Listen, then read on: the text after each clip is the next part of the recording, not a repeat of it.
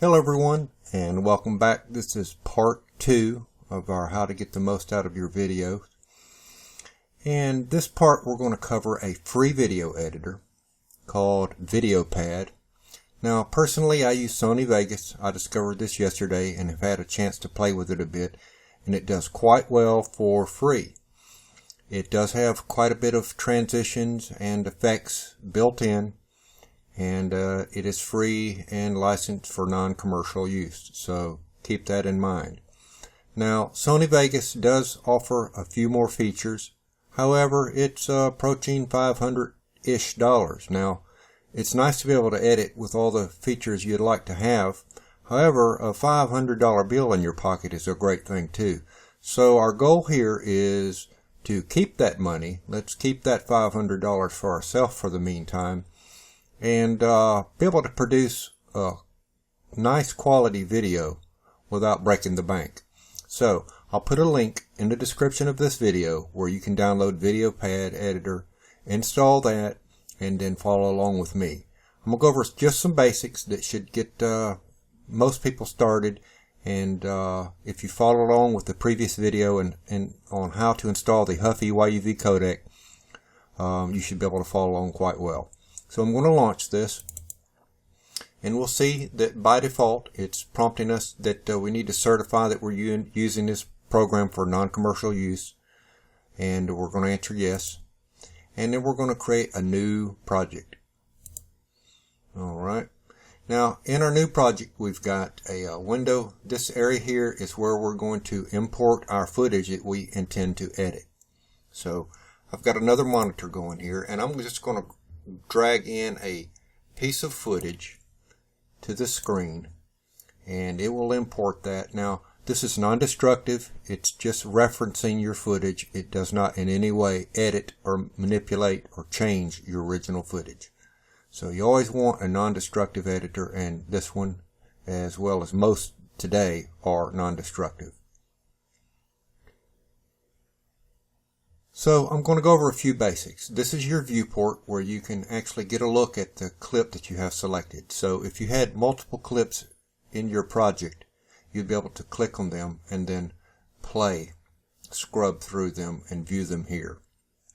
Alright, we've got some options down here as far as manipulating our project.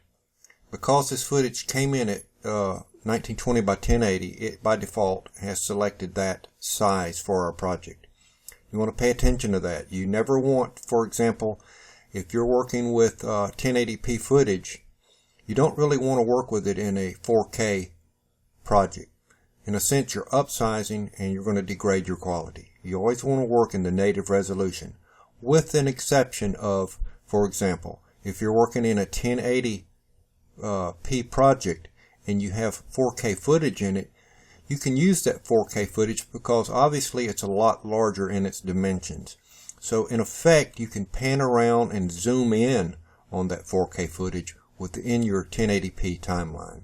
So that's a little more advanced. We're going to skip that for now. So we're just going to consider that we're working with 1080p footage for this illustration in a 1080p timeline or project size.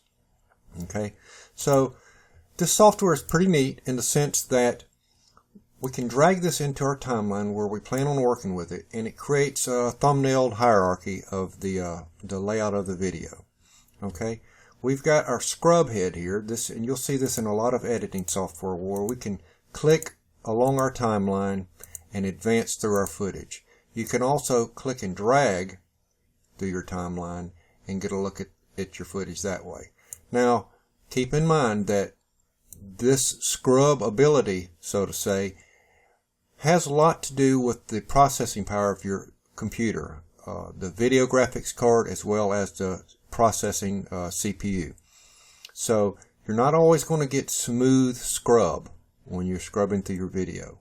A lot of this smoothness is determined how and the codec used on the video that you're manipulating.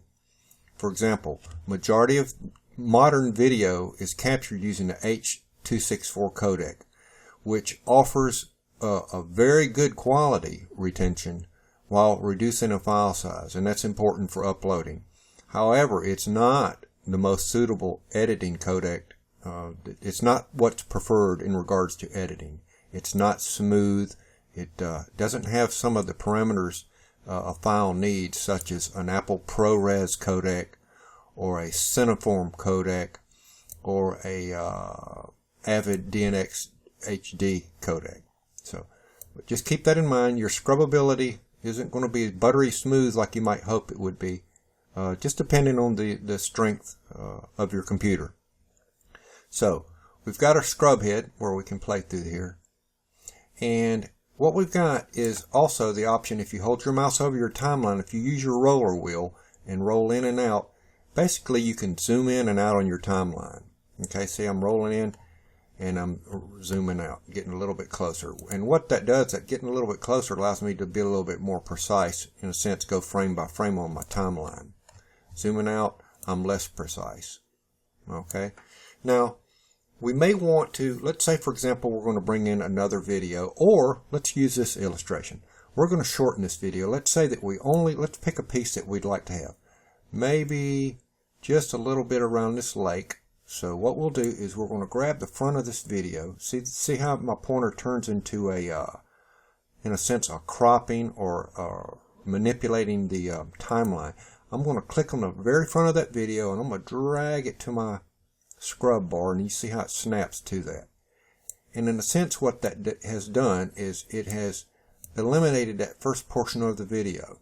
Okay, now it really hasn't. What it's done is it's just rolled it back and kind of tucked it into the timeline. Okay, so let's say that we only want a few seconds of this. Let's just say to about right here. We'll do that the same with the back side of this video. We're just going to drag that on to where it snaps to our scrub head. And so now in a sense we've made a little few second clip out of a long clip. Okay, now let's say that we want to get another section of a different video or the same video. It's all treated the same. Let's say for example, let me bring in another video. I'll just drag it in, drop it in here. And now I'm going to drag that into my timeline. Okay, you see that it's already shorter. I may want to scroll in, zoom in on that just to get a better look at it and see where that takes place. Now let's say we want to fade from this clip to this clip. Well, it's got a built-in feature. If I put my pointer over this arrow, it says set video transition. So if I click that, it brings up an entire list of all types of transition. Now by default, no transition is selected. And if you've already applied one and want to remove it, you can come back in here and just select no transition. But a common transition is called a crossfade. That's where one clip gradually fades into the other. So I'm going to select the crossfade, and it has inserted it. If I roll in and zoom in, this little orange bar indicates the position and duration of that transition. Okay, now what I can do is it also has a little bar, right, where I can extend the length or decrease the length of that transition. So that's a pretty handy effect. Now if I go back, I'm going to go just before that transition occurs and play this. And you see how that has faded from one to the other. I'll turn my volume down so we're not disturbed by that prop noise. But you can see how if we scrub through that, how it goes from one to the other. Now if I wanted to lengthen that, I just increase my transition timeline duration, and you'll see that the transition, the dissolve now lasts over a longer period of time. Okay. Again, if you didn't want that, or if you wanted to change it, you'd go back into this, change the transition arrow, and pick a different one. Let's see, maybe we want something like wipe from bottom. Okay, so if I come over here, and I've noticed that this program will actually pre-render some of these that are a little bit more intensive, but if I play this, see how it did that transition for us. And if we wanted to, we can simply increase the duration of that and get enjoy that effect a little bit more. So let's play that and see what we get. And you see it went took a little bit longer with that transition. Alright, so let's say that we're finished. We're happy with our video and we want to render it out. Well, maybe we would like to add audio to it. You're going to do the same thing. This bottom track, let me grab this bar. I can resize my work area here. if I wanted audio, let's say I wanted music, and of course we don't want to use copyrighted music, we'll just have our video taken down. And each video track will have an audio track that's workable there also. We could simply drag in an MP3 file, a WAV file, or a combination of those into this area and treat them just the same as we did by resizing those, just as we did our video tracks. Now, if I don't want audio, I need to select that audio track, and I'll right click that and choose Unlink from Video. Because by default, if a video file comes in with an audio track, they're linked together just to keep things synchronized. Now, I'll need to unlink this in order to remove it. Let's say I didn't want that annoying prop noise. Well, I would unlink that audio. Okay. At this point, I can select it.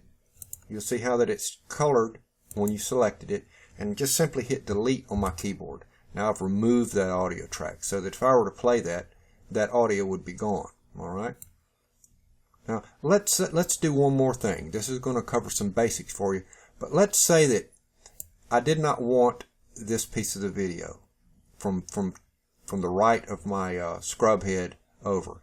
I've got two ways I can deal with that. Two ways I can eliminate it. I can drag this back to here and it's gone. Or while it's set, while my scrub head is in place, I can actually do a right click, split selected clips. And that's going to split it right at the point where my scrub head was. See how that broke that piece off?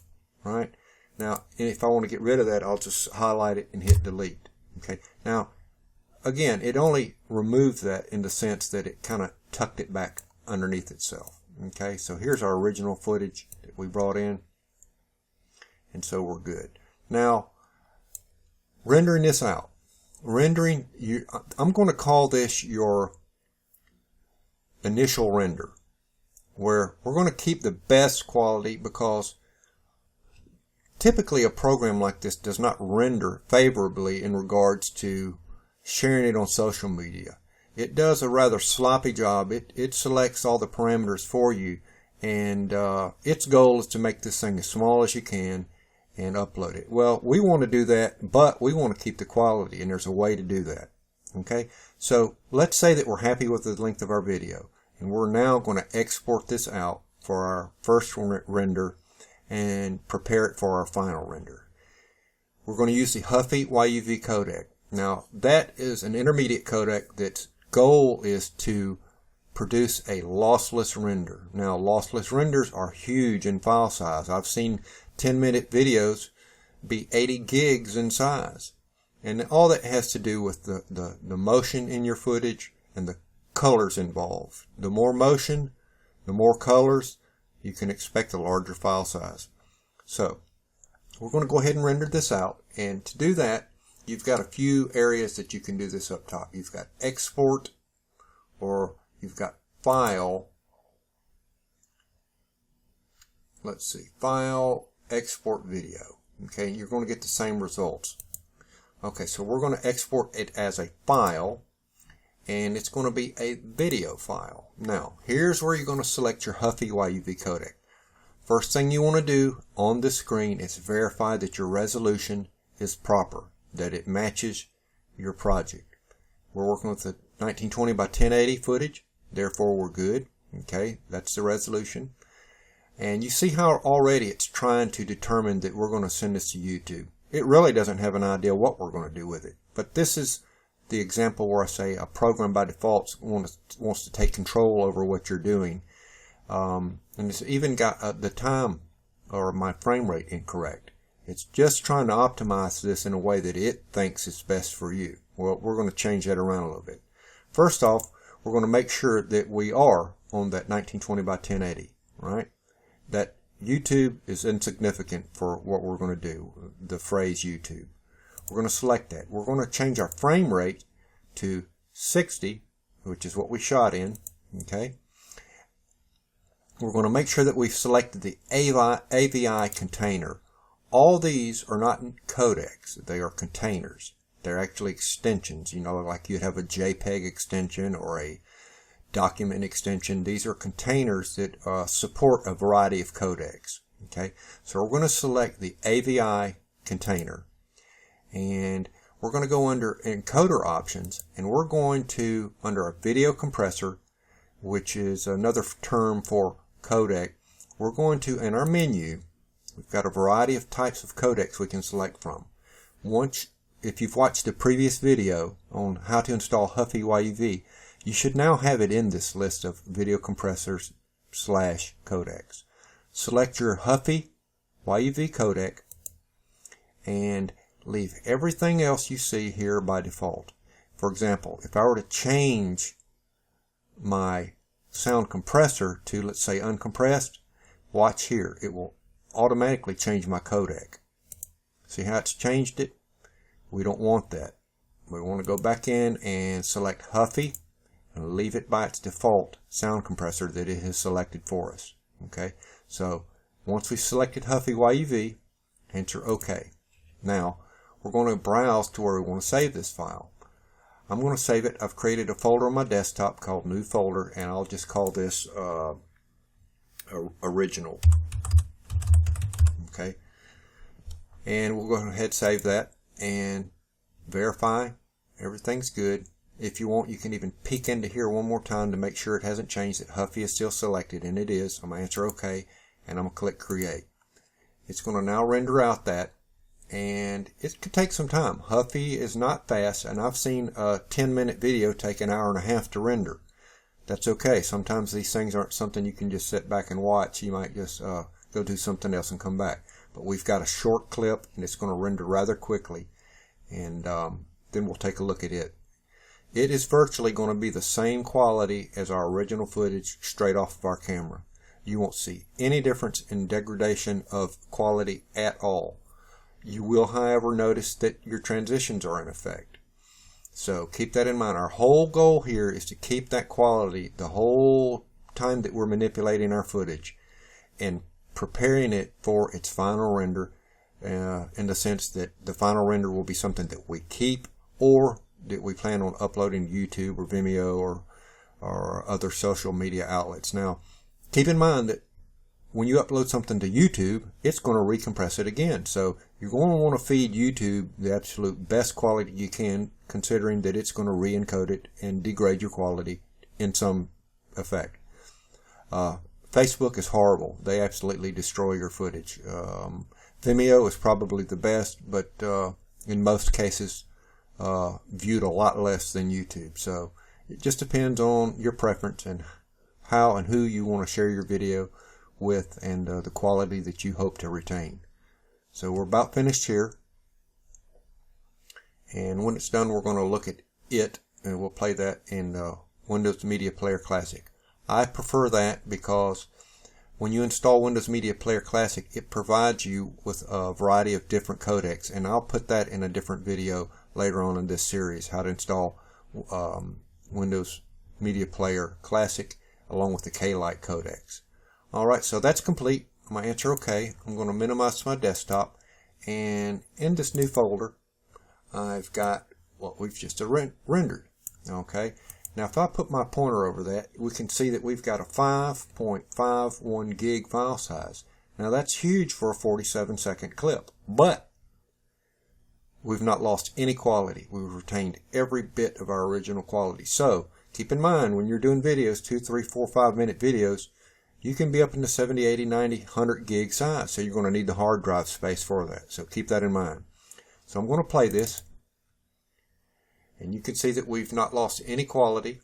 Now it may be playing a little slow on my screen because I'm screen capturing while I'm playing this back, but you'll see that all the original quality there is there, and that's our goal, to keep it high quality. Okay, so we should see our transition somewhere here in a minute. We'll just keep watching and let this play.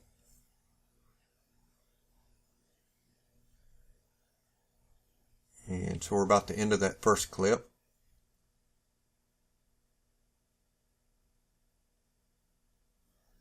And we're 37 seconds in, and here comes our transition. And then our second clip plays. Alright, so that looks pretty good. So if you followed along, hopefully this will make some sense to you and you'll be able to successfully pull this off and keep some quality. Alright, the next video is going to go over how to prepare these for uploading to social media and or keeping a high quality copy for yourself. And we're going to drastically reduce this file size from 5.5 gigs down to something manageable. And you won't be able to tell the difference visually. Alright, see you in part 3. Talk to you later.